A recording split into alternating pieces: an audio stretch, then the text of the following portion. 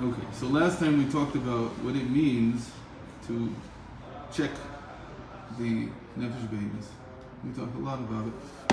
That if you've really done tshuva and you're not suffering anymore from your averos, then every time you think of them, not only does it not attract you, not only does it not attract you, it actually causes you to run the other way, because it causes what we call that the Baal Tshuva has more fire in him than a person who's never done an Avera. So if it doesn't do that, says the Rebbe, then it means that the Avera is still inside. I was thinking of another example of this. What? He's still enjoying it. I was thinking of another example of this. Yeah. After a person was very ill, with some disease that's life-threatening, let's say, or something that really debilitates, and they got better. Whenever they remember it, they celebrate life. They say, I was given a second lease on life, I was this, I was that. Every time they remember it. And it causes them tremendous joy, tremendous fire in serving Hashem, in just doing whatever they need to do. It's such a relief to get out of something. I think that it's very similar. It needs to be something very similar. So I was talking to my wife yesterday about someone who went through treatment for childhood abuse. A lot of treatment. And this person doesn't experience that. They don't experience, wow, I'm not there anymore. It's not to say that it wasn't painful. Of course, if I remember my debilitating disease from when I was 24, it's very painful to remember it. But that's not the only feeling. The other feeling is, Baruch Hashem, I'm not there anymore. And now I have a life, and I have this. And I think the same thing should happen psychologically. The wonder is something that you were working through, and you finished, and it's really fixed. Then it's not going to be painful. It's going to continue to be painful to remember it. But the other side of it is going to be that I'm out of it. The same thing was with Yetzias Mitzrayim. That's why we use it every day. Because even if we don't remember, we today we don't remember the pain of it. But we understand, what does it mean that we wouldn't have been able to forge our own destiny religiously, nationally, in all the directions that we wanted.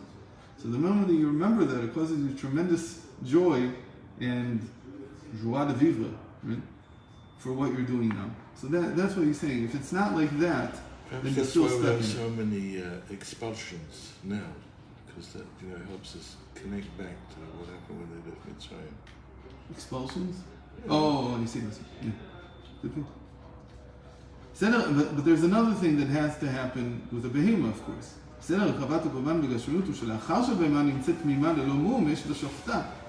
You finally have to sacrifice it, you have to slaughter it.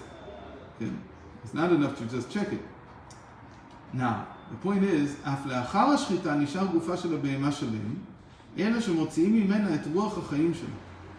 so the point of the slaughtering is to not maim the animal. That's why we forbid all kinds of other methods that the non-Jews want us to use. And we say, no, this maims the animal. Anything you do like that, the animal, in order for the breath of life to leave without maiming the animal in any way, it has to be done the way the Torah tells us to. And the moment you want to add something else, like chop off its head or something like that, because it's less painful, or I don't know what it is, whatever, it doesn't matter. These things are actually worse. So the body remains whole, it's only that the spirit is left. Then you put the animal on the altar. Okay. So the altar also burns the body. And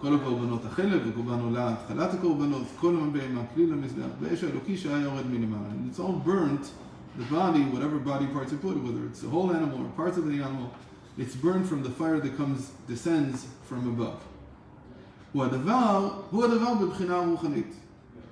It's the same thing when we're talking about ourselves. After checking to make sure that I am no longer attached to the sin, or to whatever it was that it was wrong, then I need to slaughter the body and the animal soul. הוצאת רוח חיים וההתלהבות שבעניינים הגשמיים. meaning that I shouldn't have any more motivation and excitement and how do you say it, התלהבות, other than excitement is another word that I was thinking of. Attraction, maybe. Can't be involved in it, in all the physical things that I was pursuing before. עצם הדברים הגשמיים נשאר בשלמות. These physical things that I was pursuing, they remain the same. Meaning, it's not that I don't do them. They're very important. I eat, I sleep. I need to get a car because I can't work otherwise. I need to do all these things. But the chayus, the feeling of, oh, yeah, this is interesting. Like what we just did a few minutes ago. It was more interesting than learning. Okay. That it has to remain, but not with the interest that you had before. Without retichat adamim, without what we call the blood boiling. The blood boiling means that I have a lot of skin in it, that I really feel invested in this.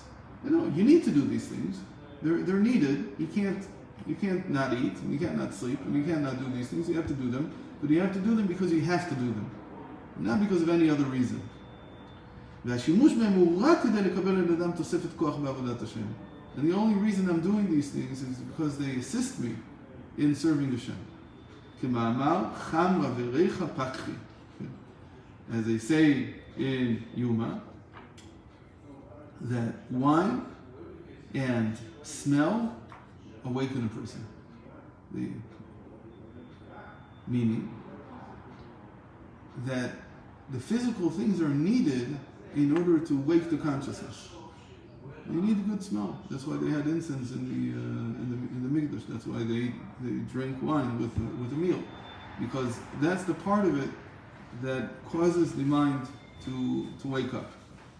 The same thing it also says by Rav once said, "Delo achre bisra de Torah lo digdakti tamo shel davar." Rav says in Baba Kama once that he asked him a question and he didn't know the answer. And he said to them, the reason is because in so many days, if it was a month or a year, how long, he says, I haven't had a fatty piece of ox meat. And bisra de Torah. And once I eat that, then my mind clears. It's true, the mind needs a lot of what do you call it? Fats. Fats. Not ox meat, but fat. I think the Yersa is Bisla the Torah Shamna or something like that. It's fatty meat, it's not regular. It's probably even just the fat itself. So I wasn't able to fully remember, my mind wasn't fully clear. So you need these things. That's what it means when you use the physical things, the physical needs of your life in order to serve Hashem. That's called, you shall serve Him in all your ways. Everything should be for the sake of heaven, or בצורה עמוקה יותר, in a deeper way we can say, לא זו בלבד שהדברים הגשמיים ינוצלו לצורך הקדושה, כי אם שהם עצמם יהפכו לדברי מצווה וקדושה. It's not just that they are instruments in achieving holiness, it's they themselves can become holy that way. And here the Rebbe doesn't go through this. He does it in another Sicha in this volume. I don't remember where it is right now. I think it's Bereshis. We didn't learn it. The difference between B'chol Rachecha Deo, know Him in all your ways and all your doings, everything that you're involved in, and Kol Ma'asecha Yu L'Shem Shemayim. All your actions should be for the sake of heaven. All your actions should be for the sake of heaven is a higher level than B'chol Rachecha Deo. Why? Because B'chol Rachecha Deo just means that it's an instrument. It's a means to an end. So I sleep as a means to the end of being rested the next day. But Kol Ma'asecha Yu L'Shem Shemayim, that all your action itself, sleeping itself, becomes serving God. And that's what he's hinting at here. But he developed it elsewhere. It's interesting that they don't have a citation here too. It's in this volume. I just don't remember exactly. I think it's in early Parshas Astin.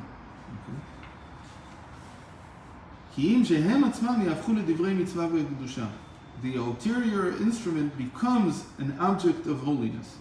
It becomes like eating on Shabbos and on Yom Tov, which is a mitzvah in and of itself. כציצית מצמר גשמי ותפילין מקלף גשמי. We have two examples of this, the tzitzis and the tefillin, that they are made out of physical objects. The tzitzis out of wool, the tefillin out of cloth, out of leather, and we make them into an actual mitzvah. It becomes a tashmish mitzvah. It becomes a part of the mitzvah. ואז אפשרית ההקרבה שהגוף, okay, so this is why I said this is separation. The separation is the change of the person's identity. Meaning I'm no longer serving, that's what he said, taking the life out of my interest in these physical things that I had before and putting them on the altar, the body of them on the altar, which is elevating them so that they're either b'chol derech deo or kol ma'aseh l'shem shamayim. That is a change in identity, that the person sees himself now in a different light. He's a different person. פתוח. ואז אפשרית ההקרבה שהגוף והנפש הבהמית ייכללו באש האלוקית שבנשמה. And then raising it on the altar becomes possible, which allows the body and the animal soul to be included in the fire of the divine soul in the person. כפי שנאמר, ושפע רשפי אש שלהבת קה. As it says in Shir Shirim about the divine soul, that the divine soul is like a fire. And the word that's used is shalhevet ka, the flame of ka, of Yudke, of Hashem's name. That's equal to shalhevet ka, is equal to b'chol levavcha, b'chol nafshecha, b'chol ma'odecha. It's the same value.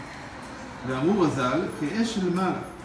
And the sages said about this, that in the Yalkut there, in the Yalkut Shimoni there, that the soul is like the fire above.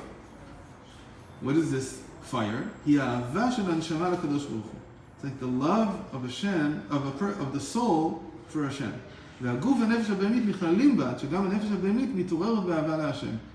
And so the animal soul and the body become included in this. As it says, and here he mentions it, it's almost like a hint. Like I said, is equal to shalevet ka. It's the same, exact same gematria.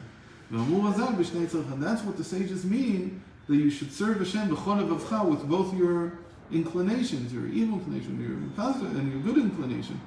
And evil inclination goes through a transformation, and it becomes part of the divine soul. Okay? So that is already a change in identity. I think we're finished, right? Okay. So God willing, tomorrow we'll try to do this last part. This last part is a little long. We'll try to condense it into 20 minutes because we don't have to read all of it. I mean, we should, but we try to could do it start on quickly. time and then you have 30 minutes. What?